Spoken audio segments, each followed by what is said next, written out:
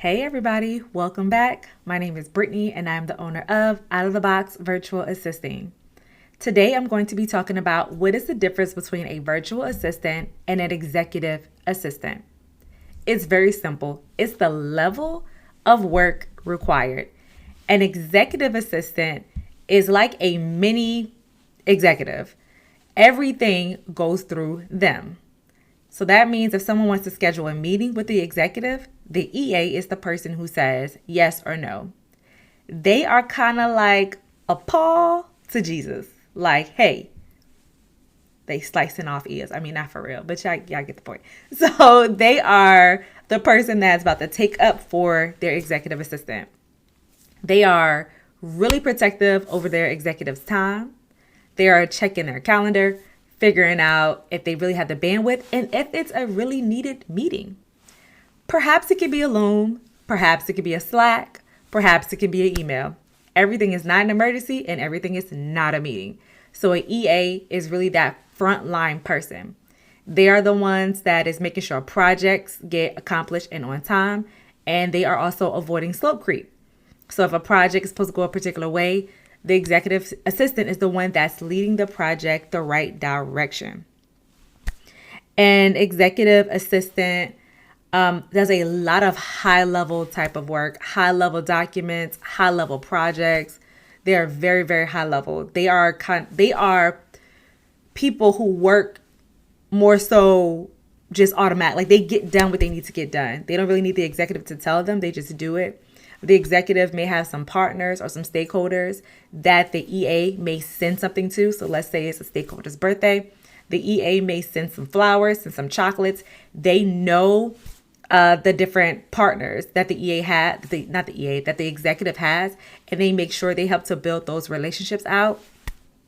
Also, the EA may know the executive inside and out, like what things they like to eat, don't like to eat.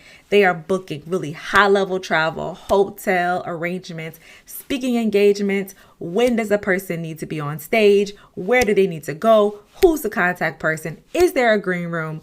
All those high level things a EA would be doing. Now, a VA on the other end is very task oriented. So an EA may actually have a VA on their team. So the EA would tell the VA what to do. So the EA may say, hey, the executive has a business partner who has a birthday next week. Can you order it? So an EA can work with the VA to get tasks done. But the EA is the one that's thinking through everything. The VA is, give me the work, I complete it. Give me the work, I complete it. The EA is, what is the work? Let me do it. What is the work? Let me do it. Or let me assign it to the right person. The EA may be the leadership person on the team, and they're the ones assigning tasks to people, making sure tasks are completed.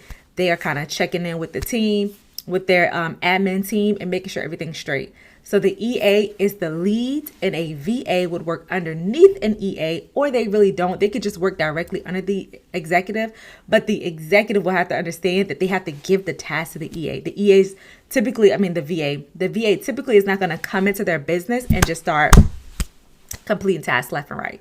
That's not necessarily what a VA does. VAs are, give me the task, I'll do it. The EA is, what tasks need to be done? How do I need to do it? They are the brains behind the operation. So without an EA, most high-level executive or CEOs will be pulling their hair out because all of the team members is coming directly to the CEO or the executive instead of an EA because they don't have one. A virtual assistant is definitely not on the pay bracket of an EA. EAs are very high level and they tend to get paid really, really well.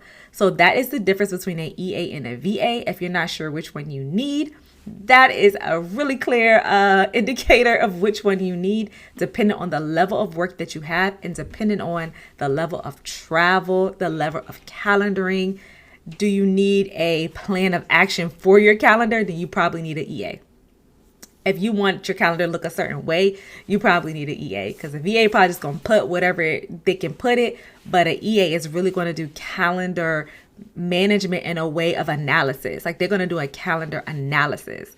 A VA more so just going to put different things on your calendar when the EA is going to analyze it and figure out how can we best utilize your time and to make sure you are not wasting your time.